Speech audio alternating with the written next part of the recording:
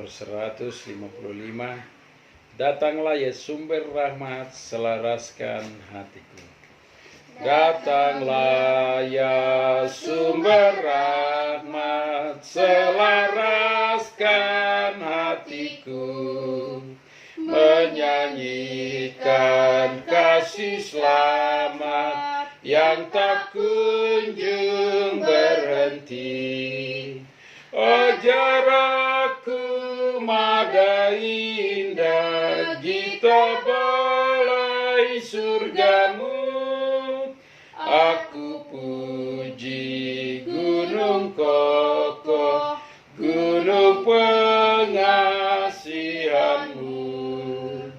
Hingga kini ku selamat dengan kuat yang kau beri.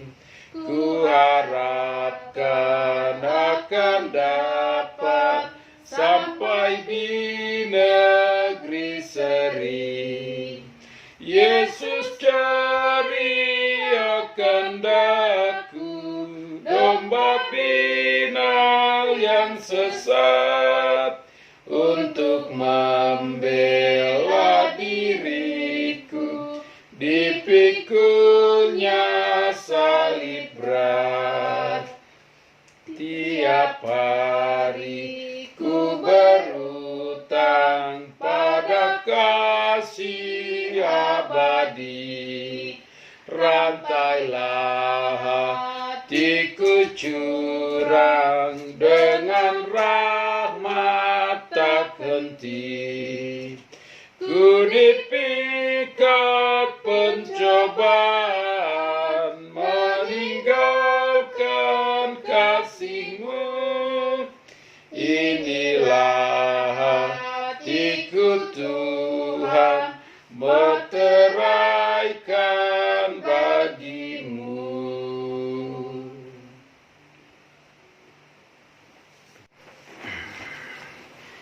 Baik, pagi ini kita buka firman Tuhan dari Yesaya 13.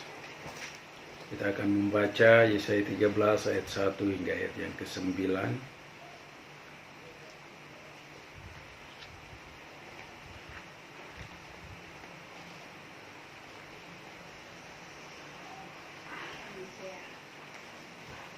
Sudah. Ayat 1 hingga ayat yang ke-9. Saya akan membacakan ayat yang ganjil. Kalian bisa membacakan ayat yang genap hingga kepada ayat ke-9, kita membacanya bersama-sama. Yesaya 13 ayat 1 hingga ayat yang ke-9, perikop hukuman terhadap bangsa-bangsa. Ucapan ilahi terhadap Babel. Ayat 1, ucapan ilahi terhadap Babel yang dinyatakan kepada Yesaya bin Amos. Naikkanlah panji-panji di atas gunung yang gundul, berserulah terhadap mereka dengan suara nyaring.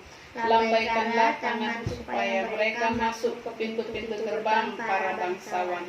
Aku ini telah memerintahkan orang yang kukuduskan, telah memanggil orang-orang perkasaku untuk melaksanakan hukuman murkaku, orang-orangku yang beria-ria dalam dan bangga.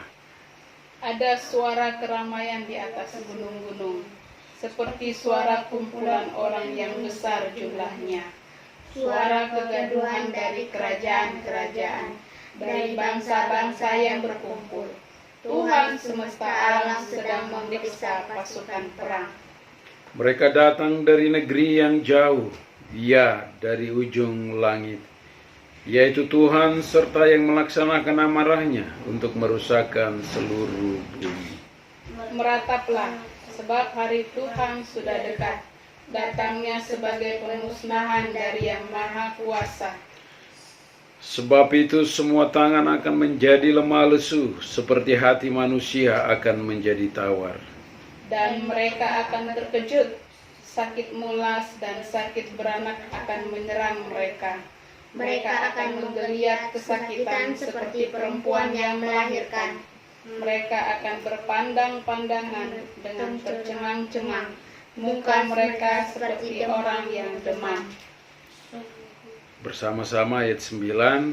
Sungguh hari Tuhan datang dengan kebengisan, dengan gemas dan dengan murka yang menyala-nyala, untuk membuat bumi menjadi sunyi sepi, dan untuk memunahkan daripadanya orang-orang yang berdosa. Amin. Demikianlah jauh pembacaan firman Tuhan.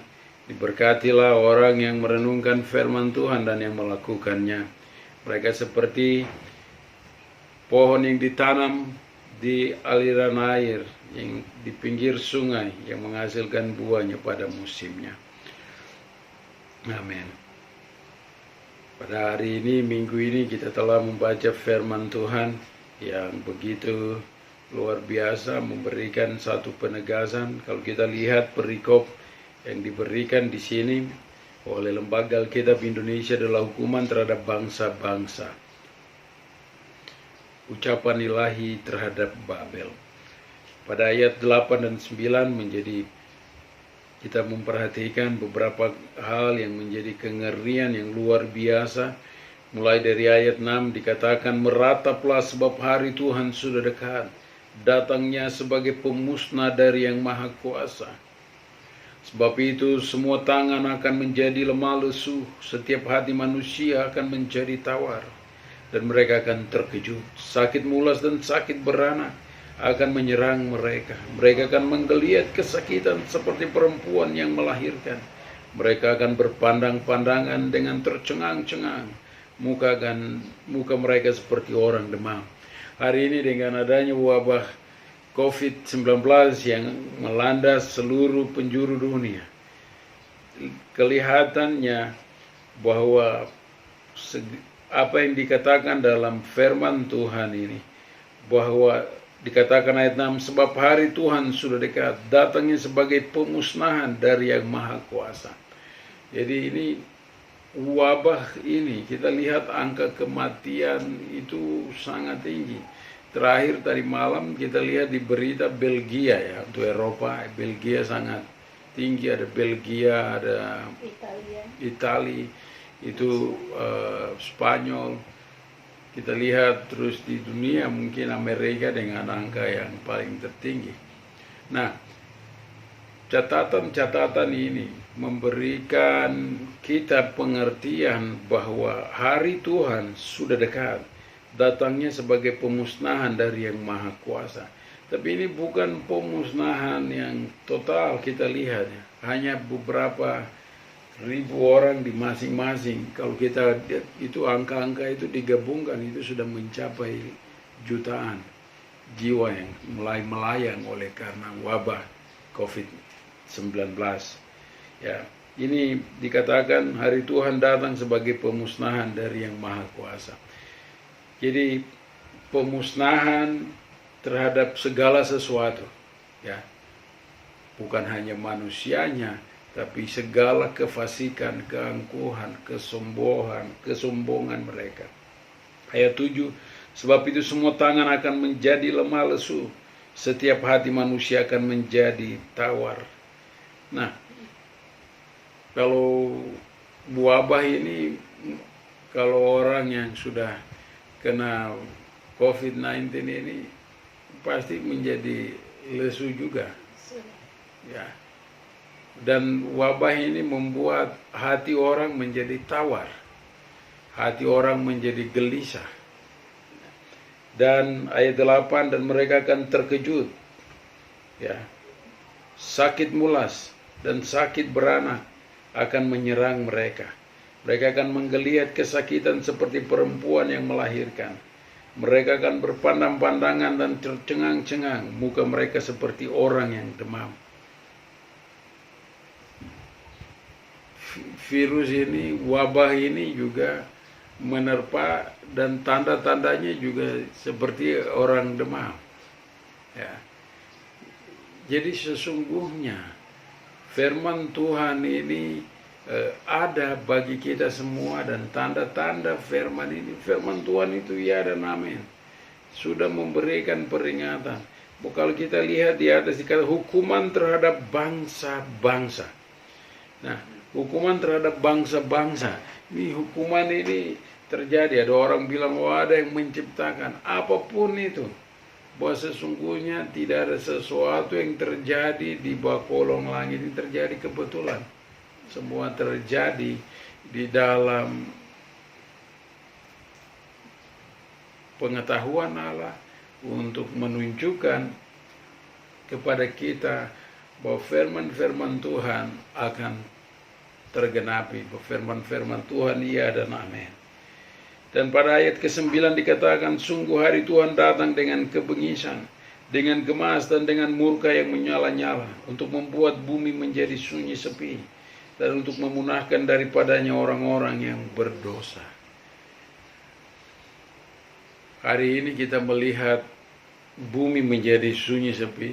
Ya, kota Sentani mungkin belum sunyi sepi, tapi ada berita bahwa mulai hari Senin jam 2 tidak ada yang berlalu lalang. Aparat keamanan akan berjalan pakai rotan, akan bertindak tegas siapa yang jalan. Mereka akan ditindak tegas.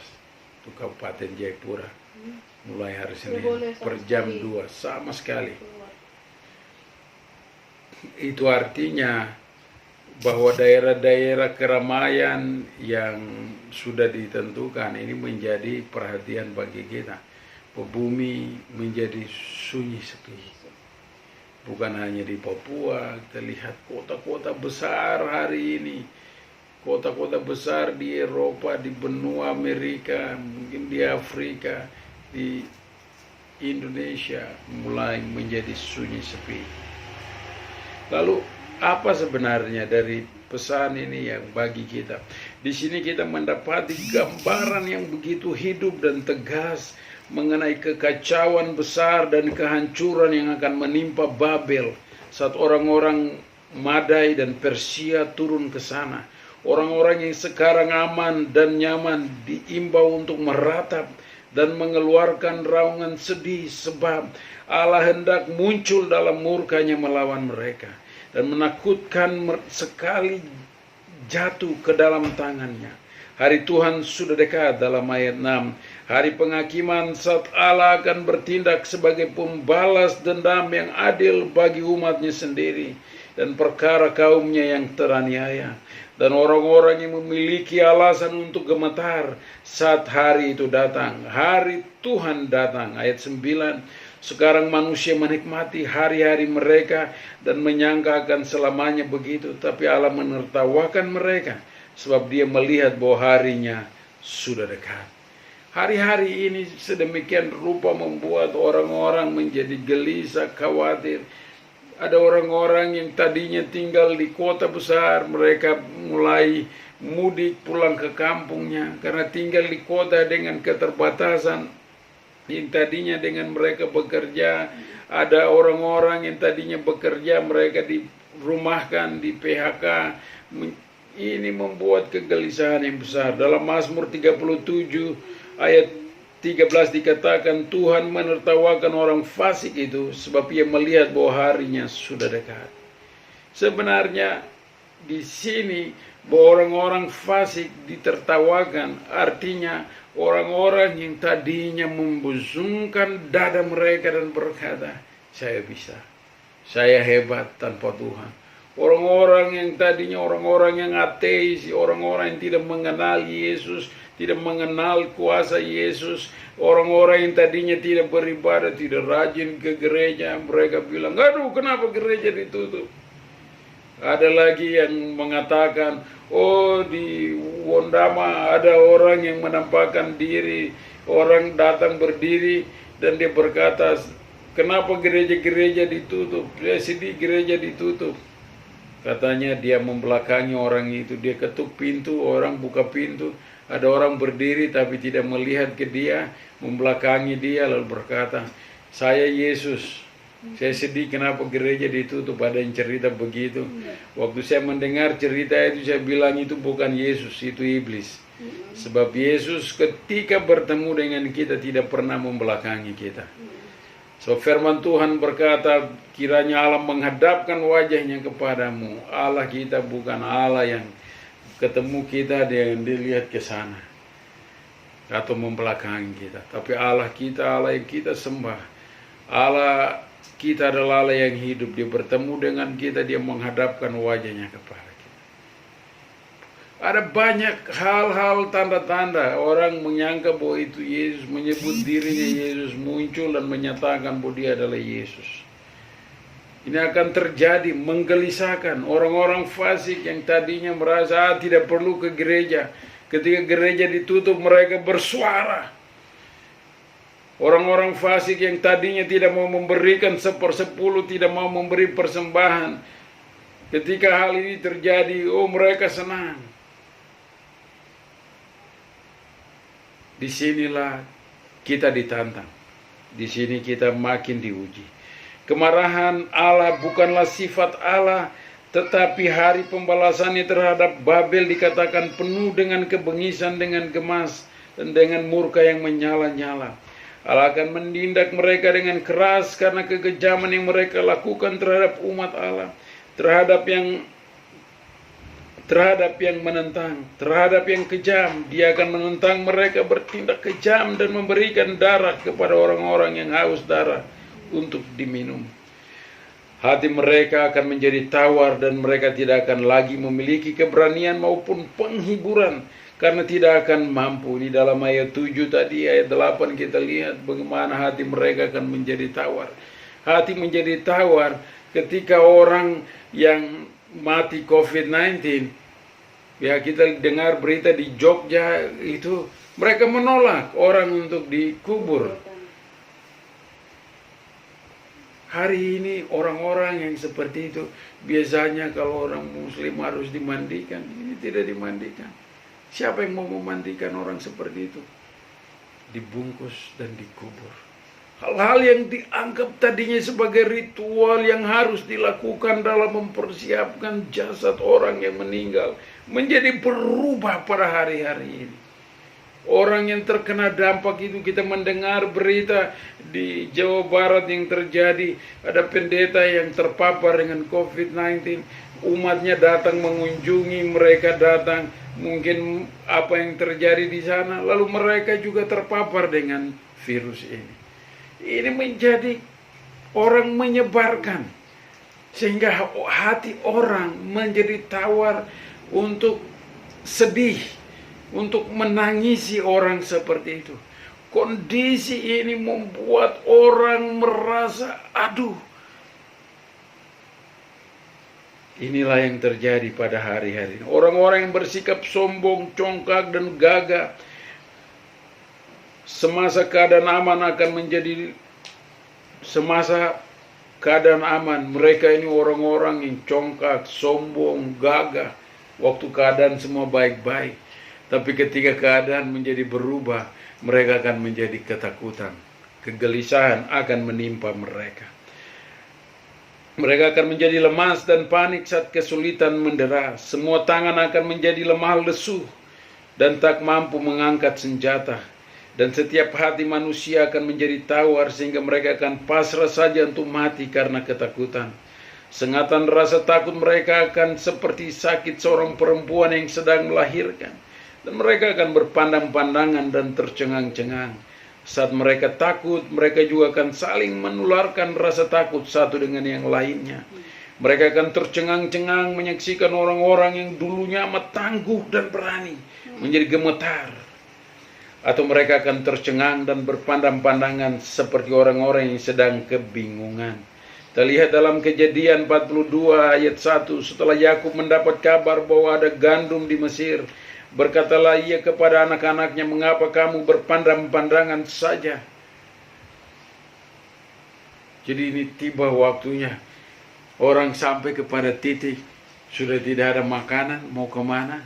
Mudiklah ke kampung. Tinggal di kota sudah tidak bisa. Kita bersyukur masih ada kesempatan, masih ada berkat yang kita nikmati hari ini. Masih ada kebun yang bisa kita kelola. bahwasannya bagi orang-orang yang Tuhan kasih, Tuhan selalu menunjukkan jalan sebelum peristiwa-peristiwa ini terjadi. Itu sebabnya, tetapi bagi orang-orang yang congkak, sombong, membusungkan dada dan berkata tidak ada Allah, orang-orang yang merasa untuk apa beribadah, orang-orang yang selalu merasa untuk apa memberi persembahan dan sepersepuluh.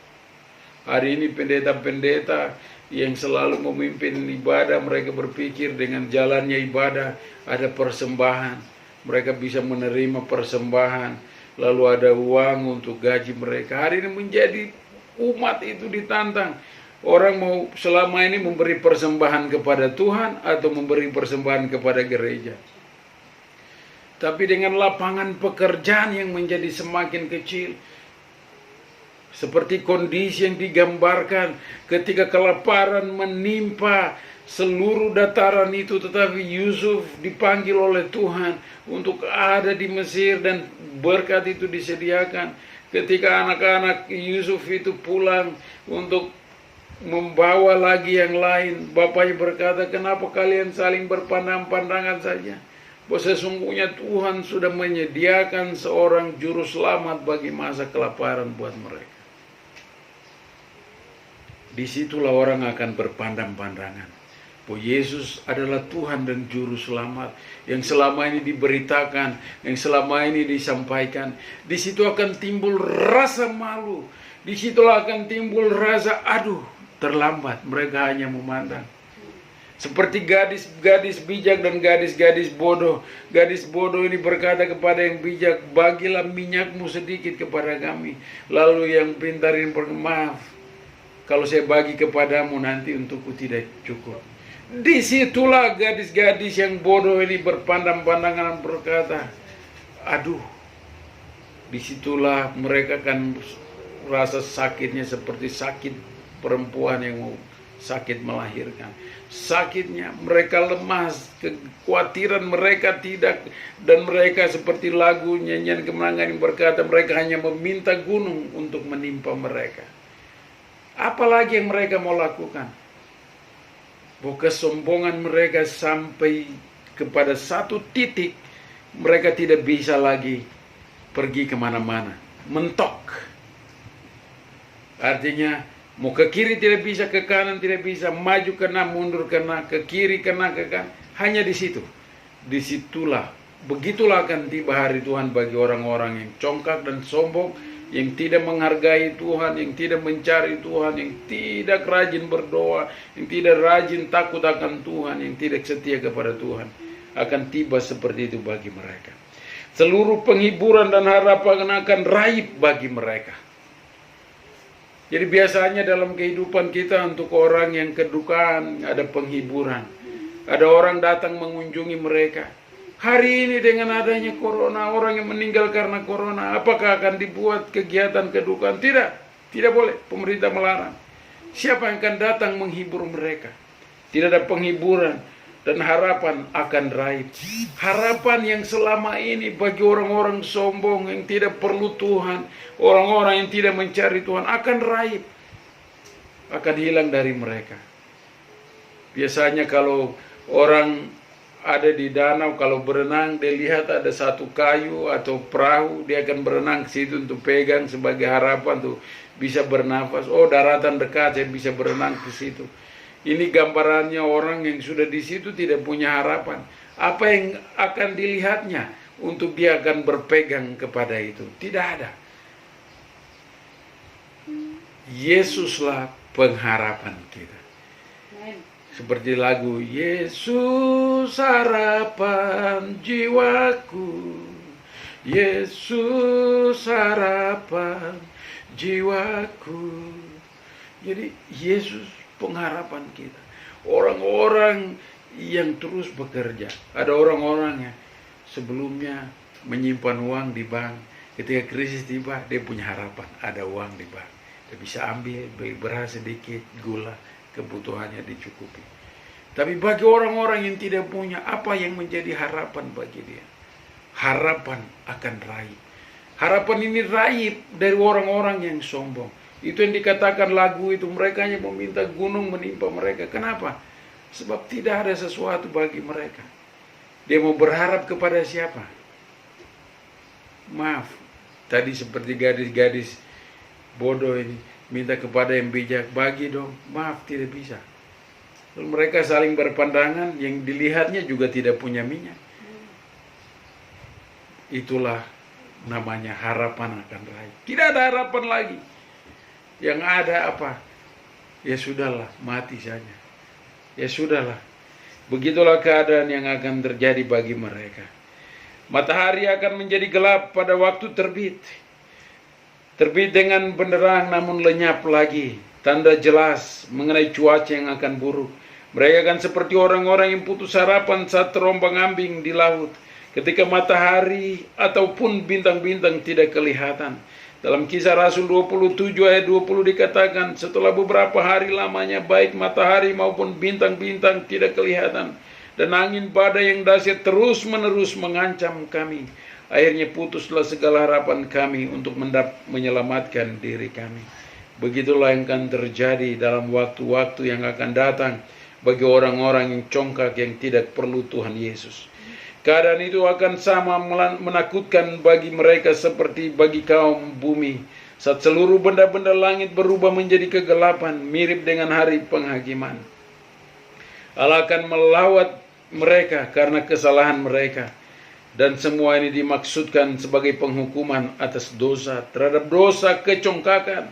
Dalam ayat 11 kita bisa melihat dikatakannya, kepada dunia akan kubalaskan kejahatannya, dan kepada orang-orang fasik kesalahan mereka. Kesombongan orang-orang pemberani akan kuhentikan, dan kecongkakan orang-orang gagah akan kupatahkan. Ini serupa dengan mencampurkan tetumbuhan pahit dan empedu ke dalam kesukaran dan kesengsaraan. Bahwa dosa kini harus mendapatkan penghukumannya. Meskipun Babel adalah sebuah dunia kecil, tetapi karena kejahatannya, dunia itu tidak akan luput dari penghukuman. Dosa membawa kehancuran kepada dunia orang fasik. Dan saat kerajaan-kerajaan di bumi ini saling berselisih satu sama lainnya, itu adalah buah dari pertentangan Allah dengan mereka. Bahwa kecongkakan kini harus mengalami kejatuhan. Kecongkakan orang-orang gagah kini harus dipatahkan, terutama kecongkakan Nebukadnezar dan putranya Belshazzar yang dalam kesombongan mereka telah menindas dan berlaku keji terhadap umat Allah. Keangkuhan merendahkan orang. Akan ada pembantaian besar-besaran sampai menjadikan manusia begitu langka. Aku akan membuat orang lebih jarang daripada emas tua. Ini sangat mengerikan kalau terjadi. Manusia akan menjadi lebih jarang dari emas tua. Itu artinya apa? Emas akan menjadi lebih banyak dari jumlah manusia yang ada. Ada yang berkata bahwa wabah COVID-19 itu sengaja diciptakan. Ya, perhatikan baik-baik, di sini dikatakan bahwa orang-orang ini melakukan kejahatan-kejahatan dengan sengaja. Mereka menimbulkan begitu kacau balaunya keadaan mereka sampai-sampai langit akan gemetar. Ya. Akan ada pembantaian besar-besar sampai menjadikan manusia begitu langka. Siapa yang membantai? Orang menggunakan, dikatakan bahwa COVID-19 ini wabah dari binatang pindah kepada manusia. Itu sama seperti HIV AIDS, dari binatang pindah ke manusia. Sekarang wabah COVID-19 dari hewan ke manusia. Siapa yang membuat itu? Pembantaian manusia. Dalam pemahaman untuk orang-orang liberal, dikatakan bahwa pemahaman orang liberal ini makanan sedikit. Bagaimana supaya makanan sedikit, jumlah orang yang banyak ini, apa yang dilakukan mereka? Jumlah orang dikurangi supaya apa? Orangnya sedikit, makanannya banyak. Ini yang dikatakan di dalam firman ini, dalam ayat-ayat ini, bahwa emas tua akan lebih banyak daripada manusia.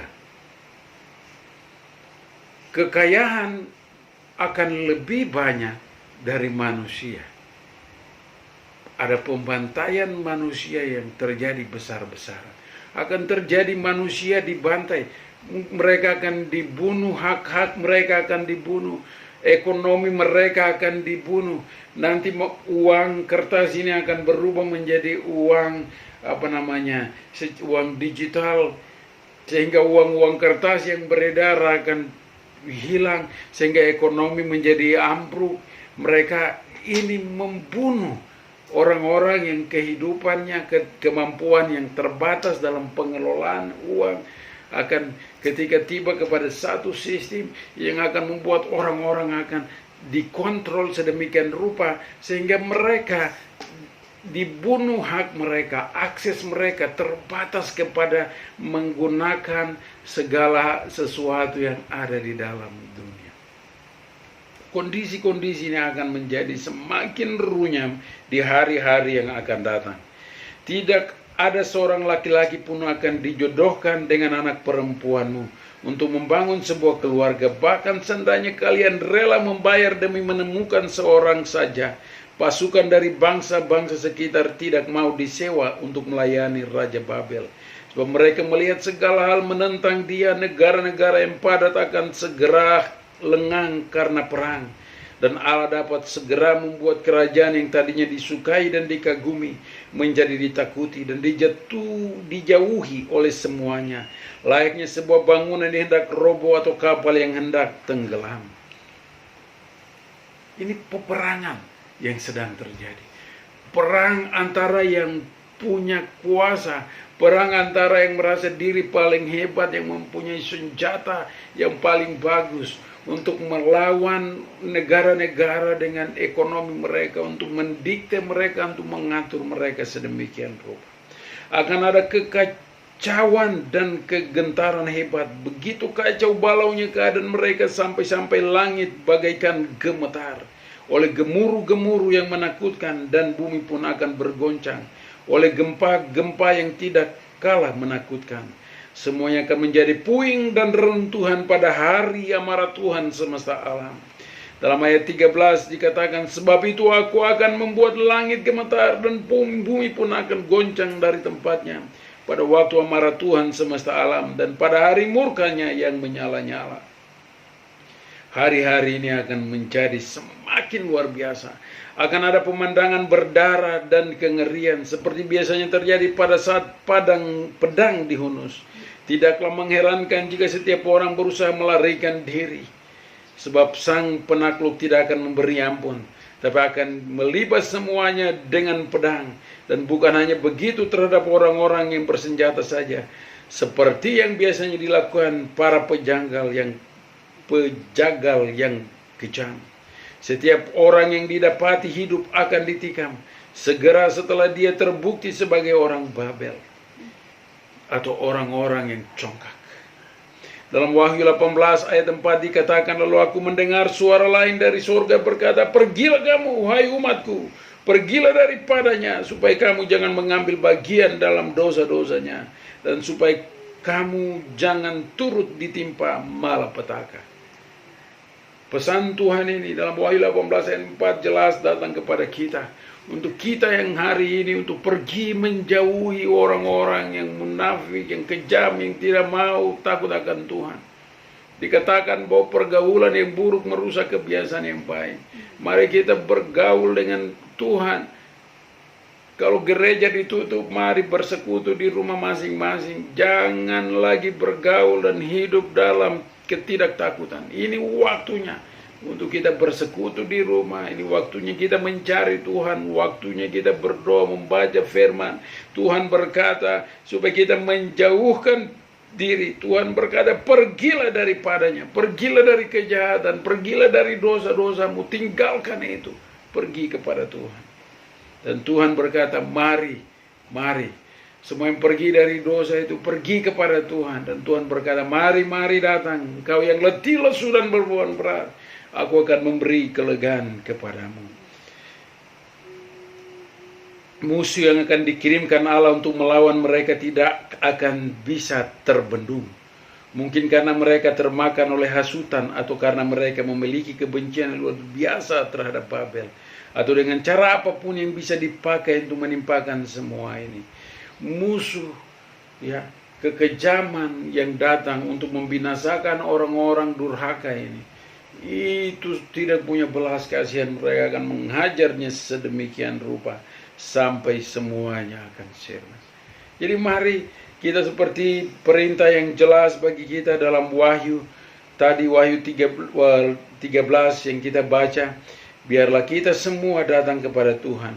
Dalam Wahyu 18 ayat 4, ya, pergilah kamu hai umatku, pergilah daripadanya, supaya kamu jangan mengambil bagian dalam dosa-dosanya. Ini waktunya kita pergi dari keramaian ke rumah kita masing-masing. Kita berdoa, kita beribadah kepada Tuhan. Kepala keluarga kembali ke rumahnya, berfungsi sebagai kepala keluarga, memimpin keluarganya dalam ibadah-ibadah. Selama ini ia tidak melakukannya, ini waktunya ia dikembalikan untuk pergi ke rumahnya, untuk melakukan tugas-tugasnya. Istri, anak-anak kembali ke rumah melakukan tugas-tugas mereka. Pergilah dari segala kesibukanmu dengan teman-temanmu, dari kesibukanmu dengan segala hiruk pikuk dunia yang menyibukkan hati, pikiran, dan kita. Jadwal-jadwal kita yang padat semua dihentikan sedemikian rupa dengan tujuan kita datang kepada Tuhan. Tuhan berkata, pergilah daripadanya. Pergilah dari segala kesibukan yang membuat engkau jatuh dalam dosa. Pergilah dalam segala rutinitasmu yang sering membuat engkau jatuh dalam dosa. Dalam kebiasaan-kebiasaan, kesibukan, jadwal-jadwal yang membuat engkau lupa tanggung jawabmu sebagai kepala keluarga, sebagai istri, sebagai anak. Kita harus meninggalkan itu semua. Sekarang kita di rumah. Apa yang bisa dikerjakan? Bapak bisa lihat Timothy di rumah. Ada Timothy duduk dengan ganteng di situ. Ada kakak Michelle belajar main musik, mengiringi ibadah. Mama memasak, kerja dari rumah. Bapak kerja di kebun. Kita semua mengerjakan tugas-tugas kita. Bertanggung jawab. Dengan begitu kita dekat dengan Tuhan. Pergunakan waktu dengan baik. Sebab Tuhanlah yang berkata pergi. Tuhan mengatakan kita pergi. Tuhan menghardik kita untuk pergi dari tengah-tengah kesibukan dan hiruk pikuk dunia, dari keramaian yang sering mengalihkan pikiran dan hati kita kepada ketenangan bersama Tuhan. Kiranya Tuhan Yesus memberkati kita sekalian di hari Minggu ini. Tuhan menolong kita terus setia kepada Tuhan sampai kepada minggu ini tanggal 19 ini. Kita biarlah tetap setia kepada Tuhan apapun yang terjadi. Amin. Kita berdoa. Tuhan, terima kasih buat anugerah-Mu dan rahmat-Mu dan firman-Mu yang datang kepada kami pada hari ini. Berkati kami sekalian dalam segala hal yang kami kerjakan. Terima kasih untuk firman-Mu yang datang dan untuk perintah-Mu yang jelas bagi kami, untuk meninggalkan pikiran-pikiran kami, untuk meninggalkan hati kami yang penuh dengan segala kesibukan yang membuat kami hidup dalam kecongkakan, kesombongan, iri hati, kebencian, dan dosa tentunya. Untuk pergi meninggalkannya. Dan kami datang kepada Engkau, Allah Tuhan dan Juru Selamat kami yang hidup. Allah yang hidup, yang kami sembah dan kenal dalam nama Yesus Kristus. Dalam nama Yesus kami mengucap syukur untuk firman Tuhan ini. Haleluya. Amin. Amen.